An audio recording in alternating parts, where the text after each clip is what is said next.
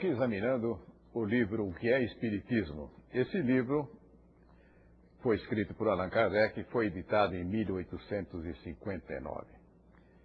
E uma coisa curiosa, Allan Kardec elaborou esse livro, especialmente o seu capítulo 1º, através de um diálogo hipotético que ele realiza com o crítico, com o cético e com o sacerdote.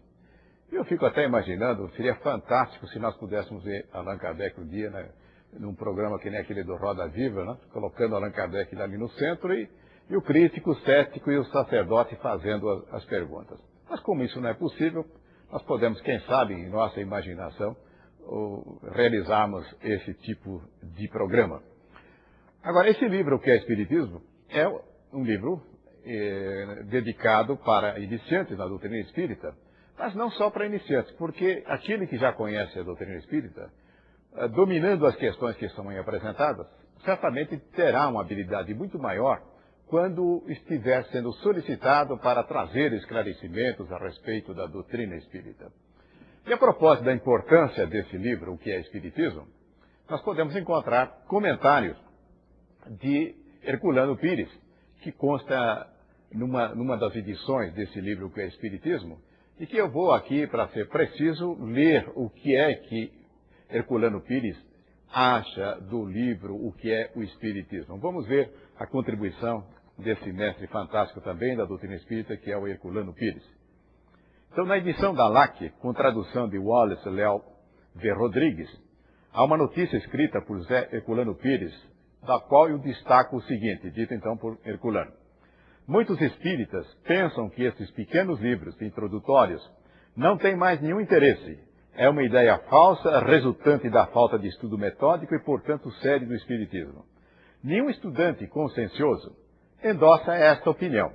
Pelo contrário, todos compreendem o valor permanente destas páginas iniciáticas que até mesmo os maiores conhecedores do assunto devem reler e consultar periodicamente. Olha, então, atendendo a essa recomendação de Herculano Pires, periodicamente é conveniente que nós tomemos esse livro e façamos uma recapitulação, construindo com isso, então, bases mais sólidas de argumentação, sempre que tivermos a oportunidade de levar conhecimentos doutrinários para aqueles que estão chegando, aqueles que estão procurando o conhecimento da doutrina espírita. E, portanto, continuando com este diálogo entre Kardec e o visitante, que no caso aqui é o crítico, nós vamos ver que questões que aparecem para a nossa consideração. Ainda a questão de ver ou compreender. Precisamos considerar com muito cuidado que se as nossas convicções se resumirem às coisas que nós tivermos a possibilidade de uma verificação direta, certamente as nossas convicções seriam muito reduzidas. Vamos tomar alguns exemplos. Alguém, porventura, teve a oportunidade de verificar experiências nos laboratórios de física para ver o átomo? Para poder registrar a fissão ou fusão do átomo? Certamente, muitos pesquisadores tiveram a oportunidade, através dos equipamentos, terem um contato mais direto com as experiências de natureza física, podendo, inclusive, chegar ao conhecimento dessa estrutura íntima do átomo e nas suas partículas menores. Porém, são muitos poucos. Se nós tomarmos agora todos aqueles que aceitam a realidade da física atômica, nós vamos encontrar um número muito grande de pessoas que nunca entraram num laboratório de física e não estão em absoluto preocupados porque, seguindo os conhecimentos que estão inseridos na literatura, nos trabalhos de pesquisa elaborados pelos físicos, é suficiente para que nós possamos trazer uma consolidação no sentido de criarmos a nossa própria convicção. Ora, no Espiritismo não pode ser diferente. Não existe nenhum propósito para continuarmos repetindo de uma forma indefinida experimentos que já venceram no tempo a sua oportunidade, como é o caso das mesas girantes. Lá atrás, na época de 1859, nos anos seguintes, houve efetivamente uma contribuição fantástica que este fenômeno permitiu, através de observações constantes e metódicas, tanto é que Kardec, na verdade, construiu um trabalho de pesquisa, de observação, e através da análise dos fenômenos, tirando as consequências posteriores, no sentido de formular uma teoria.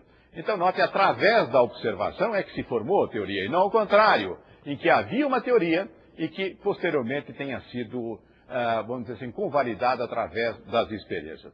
Consequentemente, sempre vai ficar a recomendação que a nossa convicção será muito mais beneficiada na medida em que nós procuramos os conhecimentos devidamente estruturados, e note que Kardec, nesse ponto, é de uma lógica fantástica.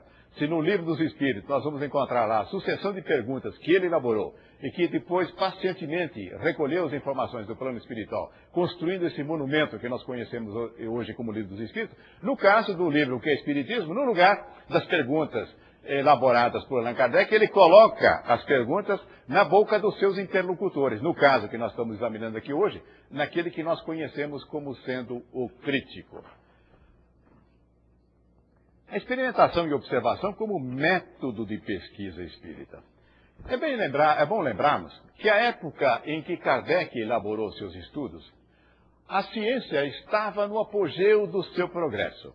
E nós encontramos, inclusive no campo da filosofia, os positivistas que vêm também com uma proposta decidida no sentido da racionalização da ciência, na busca de uma metodologia que pudesse assegurar de uma forma metódica, lógica, que pudéssemos encontrar o caminho da constatação das verdades, das realidades que nos cercam.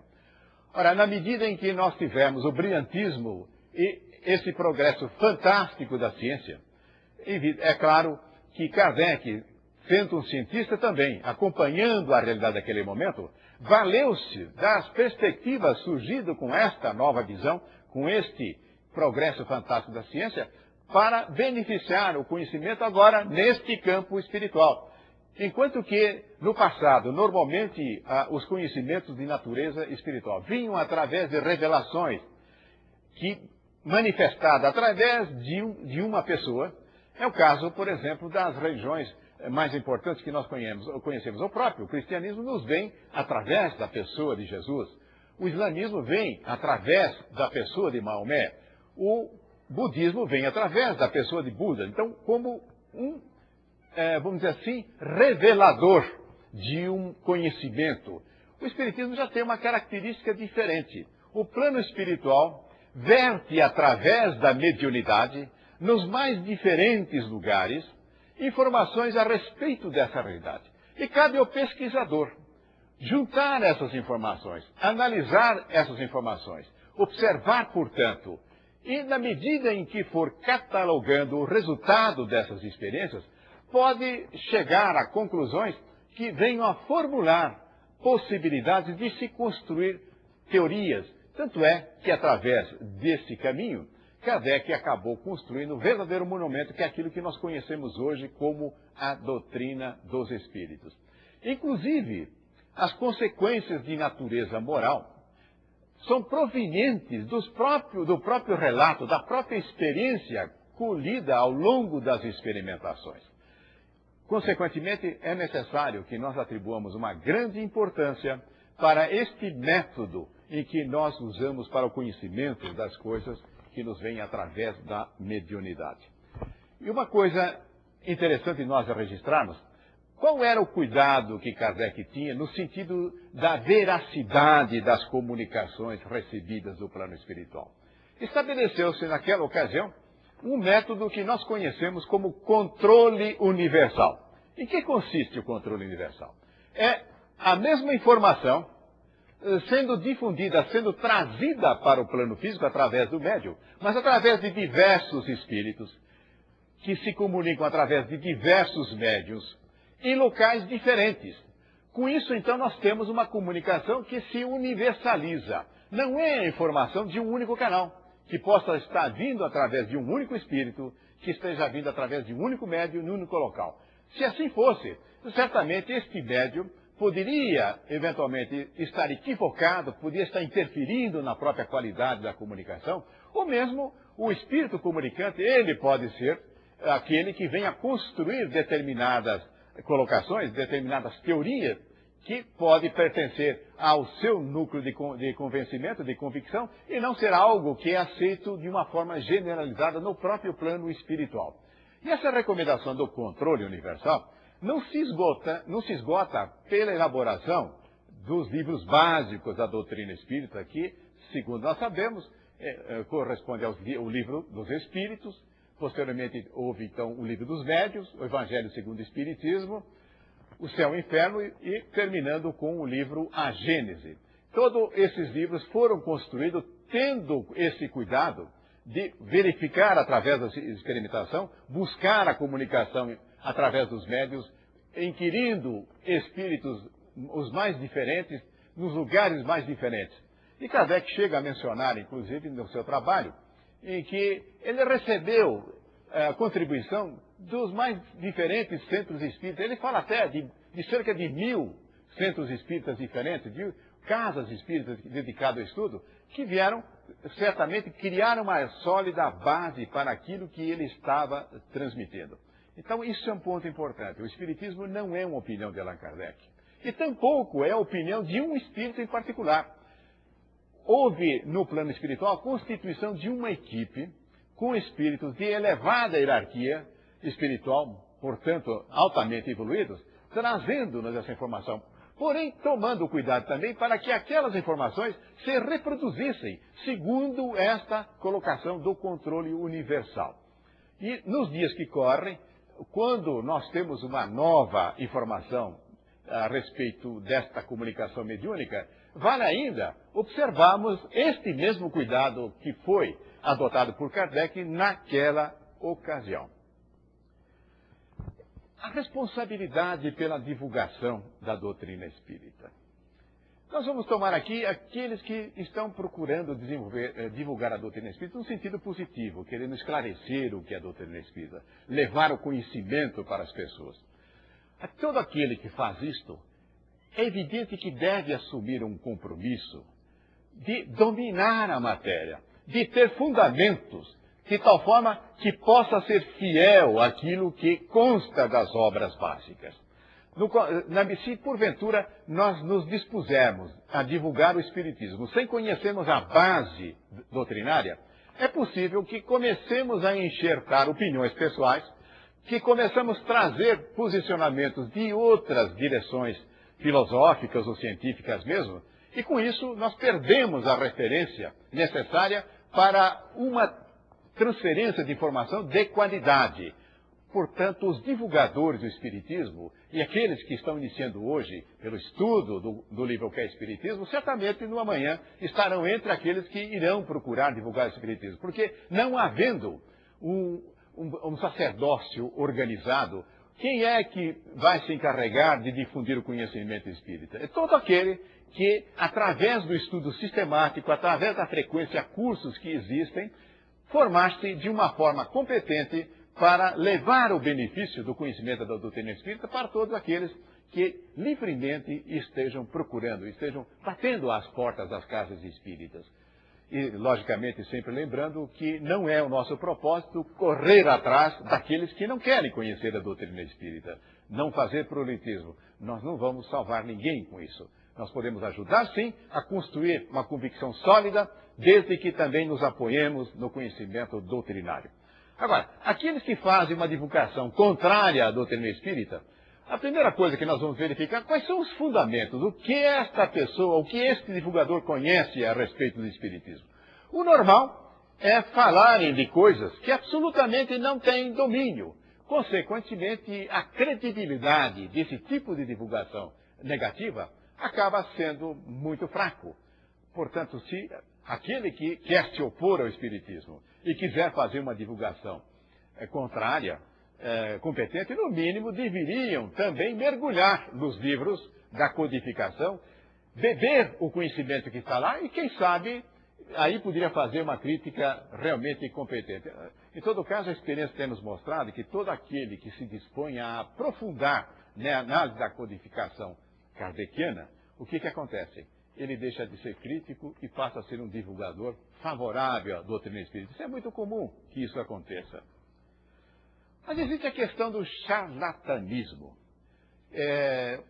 Mas voltando lá para 1859, o cético, crítico no caso aí, ele poderia dizer, bem, mas essa mesa girante, ela pode ter sido construída de tal forma em que produza esses movimentos.